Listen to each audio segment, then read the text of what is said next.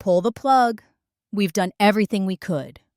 That voice echoed through the haze, dragging me back from the foggy abyss of unconsciousness. I wanted to scream, to fight, but my eyelids felt like lead, and my body was shackled in stillness. No, I'm still alive. If you do this, I'll die for sure. My cry thundered inside my head, yet no one could hear me. Only a chilling silence answered back.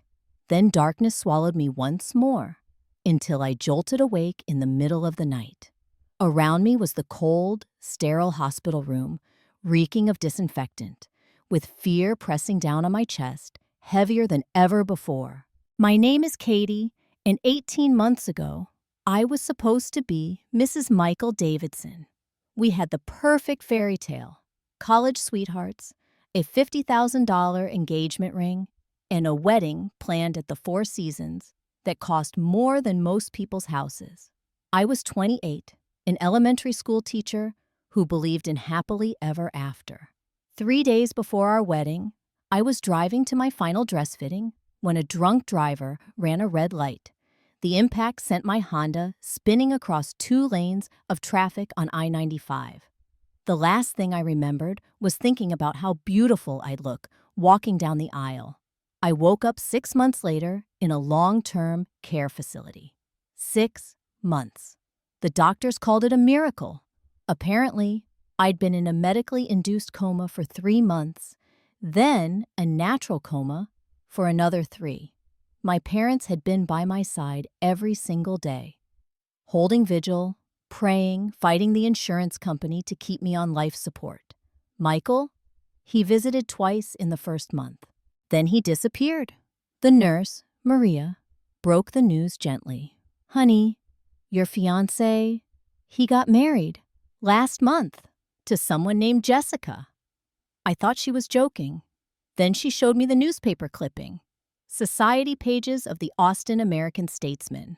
There was Michael in his tuxedo, the same one he was supposed to wear for our wedding, kissing a blonde woman in a white dress. The headline read, Davidson Wells wedding brings together 2 prominent Texas families. But the real shock came when I called my lawyer. Michael's family had petitioned the court to have me declared dead. They'd claimed I had no brain activity. A lie. They'd tried to convince my parents to sign a do not resuscitate order. When my parents refused, the Davidson family disappeared from my life entirely.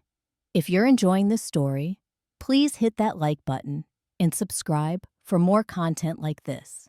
The physical therapy was brutal, but nothing compared to what I discovered about my death.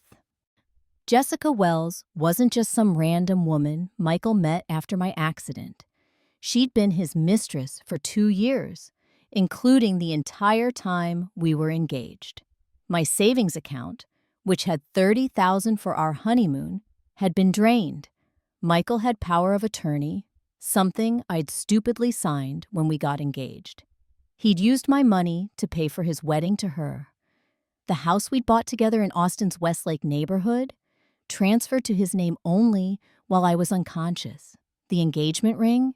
He'd given it to Jessica, claiming it was a family heirloom that belonged to the Davidson family. I learned all this from my former maid of honor, Katie, who visited me in the care facility. She was crying when she told me how she tried to object at their wedding ceremony. Katie, I stood up when the priest asked if anyone objected, she sobbed. I said you weren't dead, that you were fighting for your life. Michael's father literally had security escort me out. Everyone thought I was having a breakdown. The betrayal cut deeper than any physical injury. While I was fighting to breathe, to survive, to come back to the life I'd built, they were celebrating my erasure from existence. When I was finally discharged 8 months after the accident, I had nothing. Literally nothing. My teaching position had been terminated. They needed to fill the spot. My apartment lease had been broken. My car was totaled, and insurance had paid out to Michael since we'd been engaged and he'd handled the claim. I moved back in with my parents in their small 2-bedroom house in Dallas. At 29, I was sleeping in my childhood bedroom with Hannah Montana posters still on the walls, learning to walk properly again, and trying to figure out how to rebuild a life that had been stolen from me. My parents, bless them, had spent their entire retirement savings on my medical bills. Dad worked overtime at the post office, and Mom took a job at Target to make ends meet. They never complained, never made me feel like a burden, but I could see the stress lines deepening on their faces. The insurance settlement from the drunk driver would eventually come through, but lawsuits take time. Meanwhile, I had to survive. I couldn't go back to teaching immediately. The cognitive effects of my brain injury meant I struggled with memory and concentration. Simple tasks, like balancing a checkbook, left me exhausted. I started small, a part-time job at a coffee shop near SMU, where college students tipped well and didn't ask too many questions about my slight limp or the way I sometimes paused mid-sentence to find words. My hands shook the first few weeks, but gradually, my strength returned. Rebuilding wasn't just physical, it was emotional, financial, and legal. I hired a lawyer with the little money I had to investigate what Michael and his family had done. Texas has strict laws about financial abuse, and what they'd done while I was incapacitated was illegal. But pursuing justice meant facing them, and I wasn't ready yet. Instead, I focused on getting stronger. Physical therapy 3 times a week. Cognitive therapy to rebuild my memory and processing speed. I got my GED, my teaching certification had lapsed, and started taking night classes at Dallas County Community College. The coffee shop job led to a supervisor position. The supervisor job led to managing the store. I moved out of my parents' house and into a small studio apartment in Deep Ellum. Nothing fancy, but it was mine. I bought my first car, a used Honda Civic, with cash I'd saved from 18 months of working every shift I could get. Some days were harder than others. I'd see happy couples and think about what I'd lost. I'd get wedding invitations from college friends and have panic attacks, remembering that I was supposed to be married by now, maybe even thinking about kids.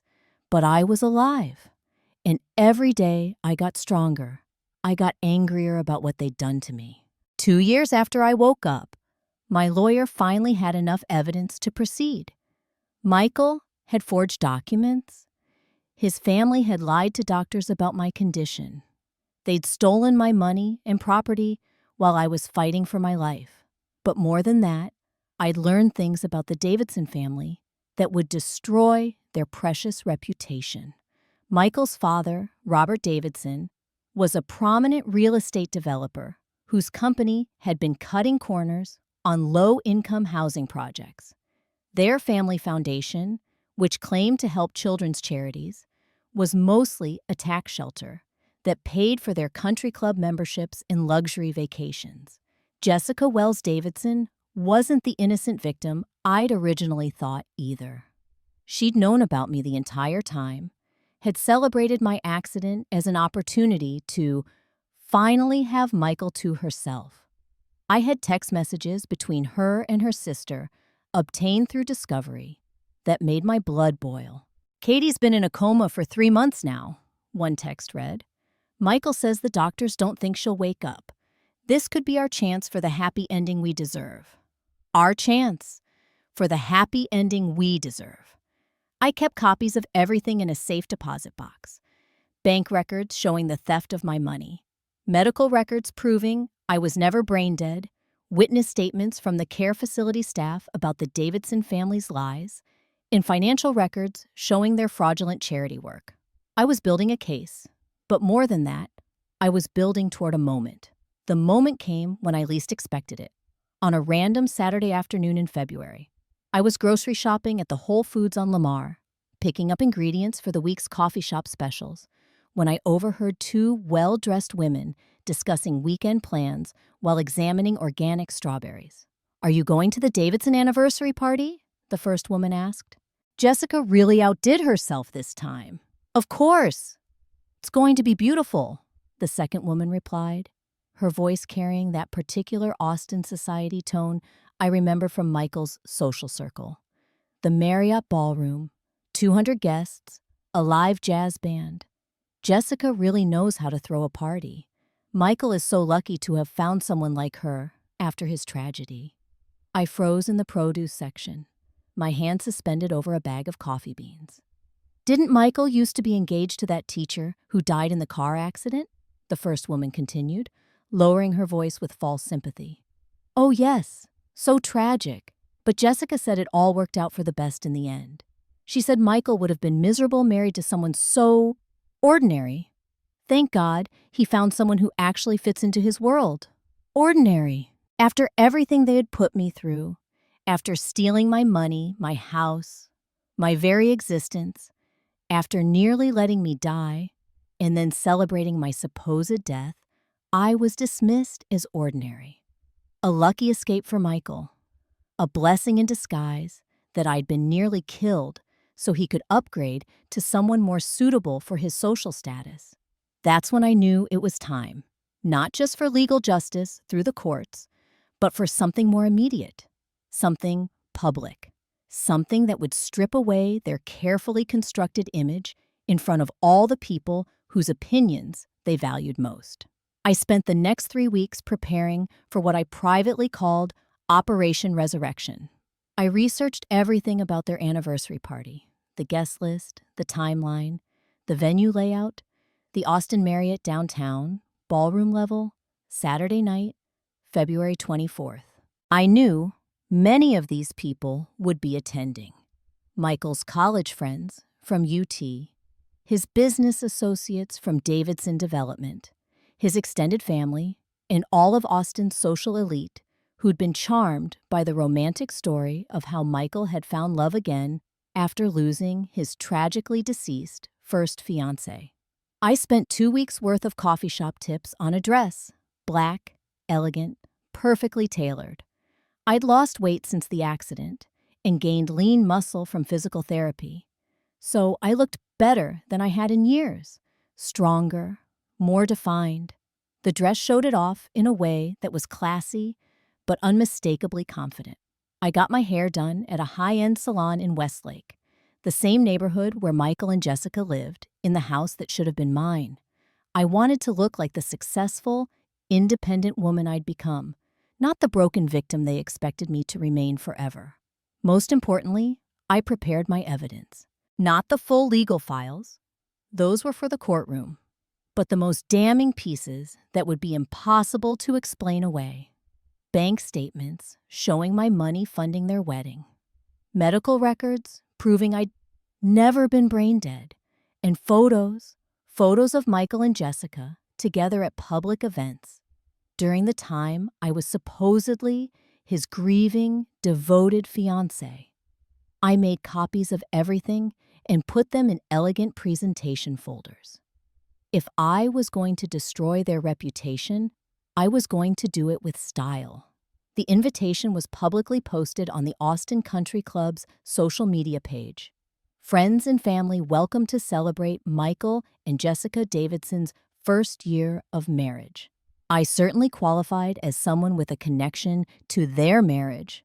I RSVP'd using my maiden name and a generic email address I'd created just for the occasion. The night before the party, I called in sick to work, the first sick day I'd taken since starting at the coffee shop. I needed a clear head and steady hands for what I was about to do. I laid out my dress, printed final copies of my evidence, and practiced what I wanted to say. I'd get one chance to make this count, and I wasn't going to waste it. Elegant, expensive. I'd lost weight after the accident and gained muscle from physical therapy, so I looked better than I had in years. I got my hair done at a salon in Highland Park, the same neighborhood where Michael and Jessica lived in the house that should have been mine. I researched the guest list. I knew many of these people, Michael's college friends, his business associates, his family members who'd conspired to erase me, people who thought I was dead, who'd attended my fake funeral, who'd sent Jessica sympathy cards about Michael's tragic loss. I RSVP'd to the party using my maiden name and a generic email address. The invitation had said, "Friends and family, welcome to celebrate Michael and Jessica's first year of marriage." I certainly qualified as someone with a connection to their marriage. The Marriott ballroom was exactly as beautiful as those women had described. Crystal chandeliers, white roses everywhere, a jazz band playing softly, while guests mingled with champagne and hors d'oeuvres. Jessica wore a shimmering gold dress that probably cost more than I made in 3 months at the coffee shop. I walked in at exactly 8 p.m., when I knew the party would be in full swing. The conversations gradually died as people noticed me, first confusion, then shock, then whispered conversations behind hands. Michael saw me from across the room. The color drained from his face so fast I thought he might faint. He was talking to his father and 2 business associates when his words just stopped mid-sentence. Jessica noticed the sudden quiet and followed everyone's gaze to me. Her champagne glass slipped from her fingers and shattered on the marble floor. I walked slowly through the crowd, which parted like the Red Sea. No one tried to stop me. Everyone was too shocked, too confused about what they were seeing. I stopped directly in front of Michael and Jessica, close enough that the microphone from the jazz band picked up my voice when I spoke. "Hello, Michael. Jessica." My voice was calm, steady. "I hope you don't mind that I crashed your anniversary party. I was in the neighborhood and thought I'd stop by to congratulate the happy couple." Michael opened and closed his mouth like a fish. Jessica grabbed his arm so tight her knuckles went white. "Katie?" Michael finally managed. "But how? You thought I was dead?" I smiled, and it wasn't a nice smile. "Yes, I heard about that. I heard about a lot of things." The crowd pressed closer. I could see people recording with their phones. This was going to be all over social media within the hour. "You see," I continued, my voice carrying clearly through the silent ballroom. "While I was unconscious, fighting for my life after a drunk driver nearly killed me, my loving fiancé here emptied my bank accounts, stole my house, and married his mistress. Oh, and the best part? His family tried to convince my parents to let me die by claiming I was brain dead." Gasps rippled through the crowd. Michael's face went from white to red. "Katie, please, can we talk about this privately?" "Privately?" I laughed, and it echoed off the chandelier crystals. "Like how you privately spent my money on your wedding to her? Like how you privately forged documents to steal my house? Like how you privately told everyone I was dead while I was still breathing?" I reached into my purse and pulled out a manila envelope. "I brought some evidence to share with your guests. Bank records showing how you cleaned out my accounts while I was in a coma. Medical records proving I was never brain dead. Text messages between Jessica and her sister, celebrating my accident as their opportunity for happiness." I pulled out my phone and read directly from the screenshots. "Katie's been in a coma for 3 months now. Michael says the doctors don't think she'll wake up. This could be our chance for the happy ending we deserve." Jessica made a sound like a wounded animal. Several guests started talking at once, voices rising in shock and anger. "And Robert," I turned to Michael's father, whose face had gone gray. "Should I tell everyone about Davidson Development's construction shortcuts on the Riverside housing project? Or about how your family's charity foundation spends 80% of its donations on administrative costs that happen to include your country club dues?" Robert Davidson stepped forward. "Now, see here, young lady. Young lady." My voice cut through his like a knife. "I have a name. Katie Elizabeth Martin. The woman your son left to die so he could marry his mistress with my money." The crowd was fully invested now. I could see people whispering, pointing, some backing away from the Davidson family, like their shame was contagious. Michael tried one last time. "Katie, I know you're angry, but..." "Angry?" I stepped closer to him, close enough that everyone could hear every word. "Michael, you buried me alive while I was still breathing. You erased me from existence, stole everything I had, and celebrated with the woman you'd been cheating on me with for 2 years. Angry doesn't begin to cover what I am. I turned to address the room. Ladies and gentlemen, I want you to remember this moment. Remember that the Davidsons are the kind of family who will lie to doctors, steal from the unconscious, and commit fraud to get what they want. Remember that when you do business with them, when you donate to their fake charity, when you consider them friends. The silence was deafening. The aftermath was swift and brutal. By morning, the video was viral on TikTok, Instagram, and Twitter. Mom, buried alive and Katie Martin were trending. The Austin American-Statesman ran a front-page story. 3 local news stations requested interviews. More importantly, the Travis County District Attorney opened an investigation into financial fraud. The IRS began auditing the Davidson Family Foundation. Davidson Development lost 3 major contracts when the city of Austin launched its own investigation into their construction practices. Jessica filed for divorce within 2 weeks, citing irreconcilable differences and fraudulent misrepresentation of assets. She'd apparently had no idea that Michael had used stolen money to pay for their wedding and honeymoon. Her family, prominent in Houston society, was humiliated and cut all ties with the Davidsons. Michael lost his job at his father's company when Robert finally fired him to try to save the business. The house, my house, was returned to me as part of the criminal restitution order. The engagement ring was recovered from Jessica's jewelry box and sold, with the proceeds going toward my medical bills. But the sweetest justice was watching their social standing crumble. The country club revoked their membership. Former friends crossed the street to avoid them. Michael moved back in with his parents, who were facing their own legal troubles. I received messages from dozens of people who'd been at the party, apologizing for believing the lies, offering support, sharing their own stories of betrayal and recovery.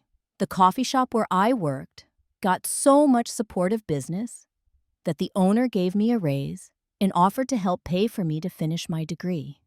Today, I'm 32 years old and stronger than I've ever been in my life. I finished my bachelor's degree in business management at UT Dallas, graduating summa cum laude with a 3.9 GPA. The cognitive issues from my brain injury had largely resolved with time and therapy, and I discovered that surviving what I'd survived had given me a mental toughness that made academic challenges seem manageable in comparison. I used the settlement money and the proceeds from selling the Westlake house to open Second Chance's Coffee Roastery in Dallas's trendy Bishop Arts District. It's not just a coffee shop. It's a full-scale roasting operation that supplies beans to restaurants and cafes across North Texas. We employ 12 people now, including 3 other women who've rebuilt their lives after major setbacks: a domestic violence survivor, a veteran with PTSD, and a single mother who'd been homeless. The business philosophy is simple. Everyone deserves a second chance, and sometimes the best things grow from the worst circumstances. Our signature blend is called Resurrection Roast, and the proceeds support a scholarship fund for brain injury survivors who want to return to school. The insurance settlement from Robert Hendricks, the drunk driver, finally came through after 3 years of legal battles, $1.2 million after attorney fees. I used part of it to completely pay off my parents' house and set up college funds for my future nieces and nephews. Mom was able to retire from Target and go back to her alterations work, which she actually enjoyed. Dad reduced his hours at the post office and started coaching Little League Baseball, something he'd always wanted to do. The rest of the settlement went into investments in my business. Financial independence had become more than a goal. It was a necessity. I never wanted to be vulnerable to someone else's betrayal again. I still live in the Westlake house sometimes, though I've completely redecorated it to erase any trace of the life Michael and I had planned there. But mostly, I stay in a beautiful loft apartment above the roastery, where I can hear the sounds of the neighborhood coming to life each morning and smell the coffee beans roasting for the day's first customers. Do I date? Occasionally. Trust doesn't come easily anymore, and I'm probably more cautious than most people my age. But I've learned that being alone isn't the same as being lonely, and I'd rather be alone than settle for someone who doesn't value me completely. I've built a life that's entirely my own, and anyone who wants to be part of it has to earn that privilege. I still have difficult days. Sometimes I wake up from nightmares about being trapped, about machines beeping, about people making decisions about my life, while I couldn't speak for myself. Therapy has helped tremendously, and I've become an advocate for patients' rights and advanced directive education. I speak at medical conferences about the importance of respecting patients' wishes and family advocacy. The lawsuit against the Davidson family resulted in a $2.3 million settlement, every penny they'd stolen from me, plus punitive damages, plus legal fees. Michael declared bankruptcy and moved to Oklahoma to work for a cousin's construction company. Robert's real estate empire collapsed completely, and he lost everything: the family home, the lake house, the country club memberships, the expensive cars, all sold to pay legal bills and settlements.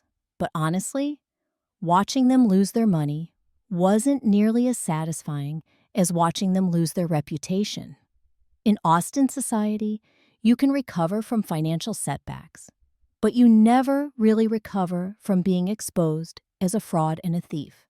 They became social pariahs, the cautionary tale that people whispered about at charity galas and country club brunches. Do I regret confronting them so publicly? Not for a single second. They'd erased me when they thought I couldn't fight back. They'd celebrated my destruction and built their happiness on what they thought was my grave. They deserved to have their lies exposed in the most humiliating way possible, in front of everyone whose opinion mattered to them. Michael attempted to contact me once, about 8 months after the anniversary party disaster. He sent a handwritten letter to the coffee shop, a real letter with actual stamps, like something from another century. It was 5 pages of apologies, explanations, and requests for forgiveness. He claimed he'd been overwhelmed by family pressure and not thinking clearly during my recovery period. I read exactly 2 sentences before throwing it in the trash without finishing it. Some betrayals are unforgivable, and stealing someone's entire existence while they're fighting for their life is definitely one of them. There's no explanation good enough, no apology sincere enough, no amount of time that can make that level of betrayal acceptable. I'm not the same trusting young woman who believed in fairy tale endings and assumed that love would protect her from the worst aspects of human nature. I'm harder now, more careful, but also more grateful for the authentic relationships in my life. I value my parents' unwavering love, my employees' loyalty, and my customers' support in ways I never could have before I lost everything. Some people have asked me if I would do anything differently, knowing what I know now. The answer is no. Every betrayal, every stolen dollar, every lie they told while I was unconscious led me to this moment, standing in my own business, financially independent, emotionally free, and completely in control of my own story. They thought burying me alive would give them the happy ending they deserved. Instead, it gave me the strength I needed to build a life that's actually worth living. To anyone watching this who's facing their own betrayal, their own moment of having to rebuild from nothing, you are stronger than you know. The people who count you out, who steal from you, who lie about you, they're counting on you staying down. Don't give them that satisfaction. Rise up. Reclaim your truth. And when you're strong enough, make them face the consequences of trying to erase someone who refused to disappear. Thank you for watching this far. If you were in my situation, what would you have done? Let me know in the comments. I'm curious how many people out there understand the satisfaction of poetic justice. And don't forget to subscribe to my channel For more stories of survival, recovery, and the sweet taste of getting even with people who underestimate the power of a woman who's been buried alive and lived to tell about it. Some graves are meant to be escaped from, and sometimes coming back from the dead is the best revenge of all.